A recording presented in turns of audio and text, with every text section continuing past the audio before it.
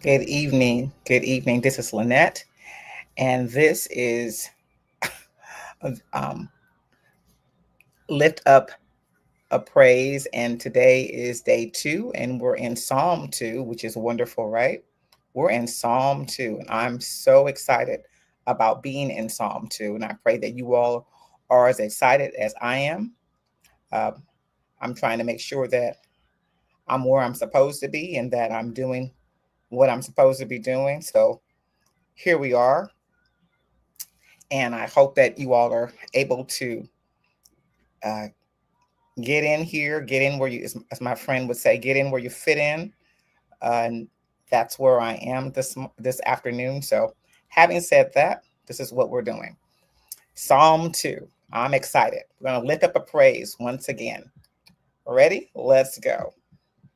Well, Psalm reads this way, and it's called the reign of the Lord's anointed. Why do the nations rage and the peoples plot in vain? The kings of the earth set themselves, and the rulers take counsel together against the Lord and against his anointed, saying, let us burst their bonds apart and cast away their cords from us. Meaning, let's break free. Let's be rebellious. So the nations are raging. And and it goes further, verse 4, he who sits in the heavens laughs, and the Lord holds them in derision. So the Lord's like, what? Seriously? Then he will speak to them in his wrath and terrify them in his fury, saying, as for me, I have set my king on Zion, my holy hill. Lord's not playing, right? And then it goes on to say, I will tell of the decree. The Lord said to me, you are my son. Today I have begotten you. Ask of me, and I will make the nations your heritage, and the ends of the earth your possession. You shall break them with a rod of iron and dash them in pieces like a potter's vessel. Now, therefore, O kings, be wise. Be warned, O rulers of the earth. Serve the Lord with fear and rejoice with trembling. Kiss the Son, lest he be angry and you perish in the way. For his wrath is quickly kindled. Blessed are all who take refuge in him. Straight up and down. There's nothing. That's the word. So may the Lord bless the reading of his word, right? So I'm in order for us to go through the Psalms, I'm going to suggest an acronym and one that I think that will work, and it works for me when I'm reading over the Psalms. And I'm calling it POUR.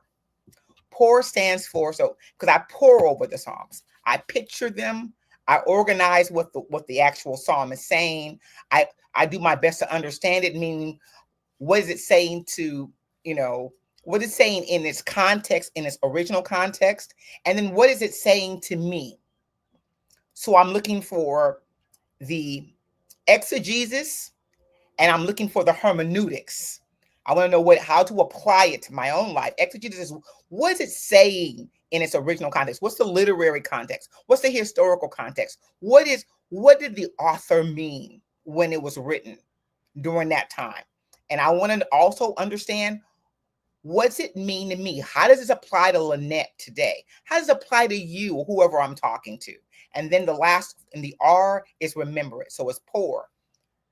Picture, organize, understand, and remember. We're going to pour over the Psalms. That's going to be our way. Are we good? I hope we are. Still going on. Ready? Well, I'm picturing the first verse, first two or three, first verse.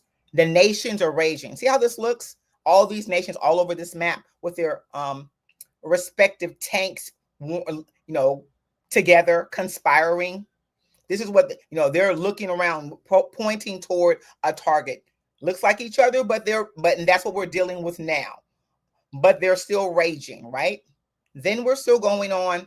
Picture also kings taking counsel against God. And when we say against God, we mean against godly things.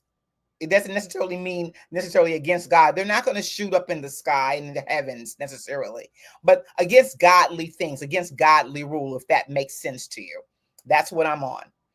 going on. Picture also rebelling against God. That's you, the shackles breaking free. And they said they want the cords to break. That's what they're talking about. And then the lascivious behavior, doing what you want to do when you know you're not supposed to be doing all kinds of wild and lascivious things. And we're going to assume these people are not in the relationship they're supposed to be, not a committed one, or you know what I mean? And they're doing some things they're not supposed to be doing. That's what we're talking about. That's the picture. These are the things that I conjure up in my mind. I'm a visual learner, and 80 to 90% of us are, and that's why they give us so many images all the time on TikTok and through these reels on Facebook and our friend excuse me well, I forgot, I don't know all of the but YouTube and a few of the other platforms that we all use. Instagram, that's what I was thinking. Those are the platforms that use a lot of visuals. And so here we are. We got to make sure that I'm doing visuals too. I'm picturing it. And then we organize it, right? And I want you to also picture, again, God smiling. God smiling down, look, he laughing. This is God from the sky laughing. Now we don't know his face, don't know any of that, but he's smiling down, just laughing. Are you kidding me? And then we're looking derision. He's making fun of them for even having the audacity to conspire against him. The audacity is like, really? Are you serious? I mean, that's worth a chuckle to the Lord. He's not playing any games with. That's foolishness in his eyes. He's not dealing with that foolishness. And so that's where God is. Still going on. You ready for me? And then we're going to organize. The first three verses, this is the conspiracy. That's how you organize it. Why the nations rage and the people's plot. Plotting is conspiring. The kings of the earth set themselves and the rulers take counsel together. That's conspiring. Let us burst, and they have what they're going to do. They're giving you their agenda. Let us burst their bonds apart. Remember that we talked about we showed you I pictured the chains being broken from their hands and cast away their cords from us. That's what we're on. That's what they're on. And then here's God's response. He who sits in the heavens laughs. God's laughing. That's not what's going to happen. That's not what we're going to do today. The Lord holds them in derision, mocking.